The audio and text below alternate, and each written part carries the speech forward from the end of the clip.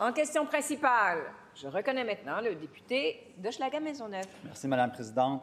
L'Union des travailleurs et travailleuses accidentés, l'UTAM et d'autres groupes qui sont dans les gradins aujourd'hui font présentement campagne pour une revendication simple, que personne ne soit pénalisé dans son régime des rentes du Québec du seul fait d'avoir eu une lésion professionnelle. Carlos Ortiz nous écrit, à 41 ans, il a eu un grave accident de travail et n'a pas pu retravailler de sa vie. Il a maintenant 69 ans et son RRQ est de 100 $ par mois. Il trouve ça injuste de vivre dans la pauvreté à cause d'un accident de travail. Pourtant, lors de la création du régime du no-fault, l'esprit du deal, c'était le suivant. En échange de l'abolition du droit de poursuivre en justice les employeurs, les salariés lésionnés allaient pouvoir obtenir facilement et rapidement une compensation intégrale de leurs préjudices. Or, ce n'est visiblement pas le cas. Les travailleurs payent 2 fois, une fois pendant leur lésion et une fois rendus à la retraite. Le ministre reconnaît-il que personne ne devrait voir sa RRQ impactée du seul fait d'avoir eu une lésion professionnelle? La réponse du ministre du Travail.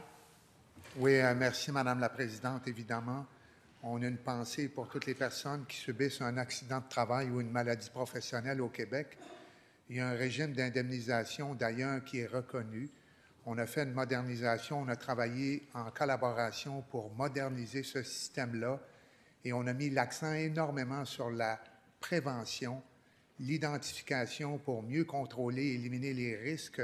Et l'indemnité de remplacement de revenus, elle est à 90 % du revenu net retenu, ce qui est une indemnité qui est reconnue comme étant tout à fait acceptable. Évidemment, à partir de 65 ans, il y a une diminution de 25 % par année jusqu'à l'âge de 68 ans, mais il faut revenir à l'objectif du montant de compensation, c'est pour compenser une capacité de gain qui diminue évidemment avec l'âge.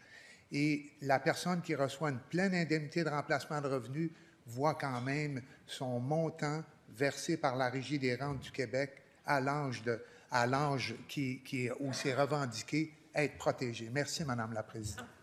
Première complémentaire. Nathalie Monet nous écrit « Présentement à la retraite, je dois me contenter d'une minuscule rente de retraite du RRQ amputée de manière importante à cause de l'accident de travail dont j'ai été victime à 48 ans.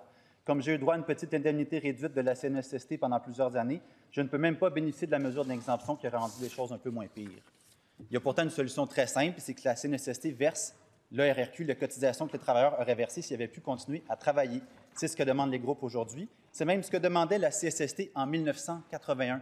Allez-vous agir, Monsieur le ministre? La réponse du ministre. Merci, Madame la Présidente. Je le répète, le montant qui est calculé par la Régie des rentes du Québec et qui est versable au moment opportun, il est protégé pendant que la personne reçoit une pleine indemnité de remplacement de revenus. Ceci dit, et mon collègue d'Hochelaga-Maisonneuve le sait, on a demandé une étude à Retraite Québec en collaboration avec la CNSST et le ministère des Finances. On est toujours en analyse de ce rapport-là. Ce qui est important pour nous, c'est que le montant de l'indemnité soit équitable et respectueux de la capacité de gain des travailleurs et travailleuses du Québec. Merci, Madame la Présidente. Et vous adressez à la Présidente pour la deuxième complémentaire. Pierrette Rivard nous écrit sur une autre absurdité du régime. J'ai eu mon accident en 2019. Ça fait 5 ans que je suis en arrêt de travail. Je me suis blessé alors que je travaillais au salaire minimum. Aujourd'hui, je suis bien payé en dessous. Aujourd'hui, je dois survivre avec une petite indemnité de 850 $ aux 2 semaines. L'indemnité que je reçois, c'est 2 000 de moins que quelqu'un qui a eu son accident en 2024 qui est au salaire minimum. C'est pas normal que ça ne suive pas le salaire minimum. Tout monte, je n'arrive plus. J'espère que le ministre du Travail va nous entendre. C'est une absurdité. Payer 2 fois plus parce qu'on a un accident plus récent. Il faut agir, Madame la Présidente. La réponse du ministre. Merci, Madame la Présidente. Encore une fois, on a l'occasion, avec des projets de loi qui concernent la santé et sécurité du travail au Québec, de travailler ensemble. On a eu des discussions. On s'assure d'un sain équilibre. Il faut réitérer le fait que la totalité des cotisations au régime d'indemnisation est payée par les employeurs du Québec. C'est un régime qui est équilibré. Il y a des cas particuliers.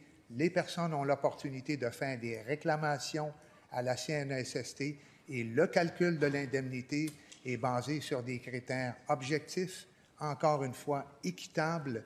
Et s'il y a des cas particuliers où il y a des iniquités, on pourra sûrement en parler. Merci. En question.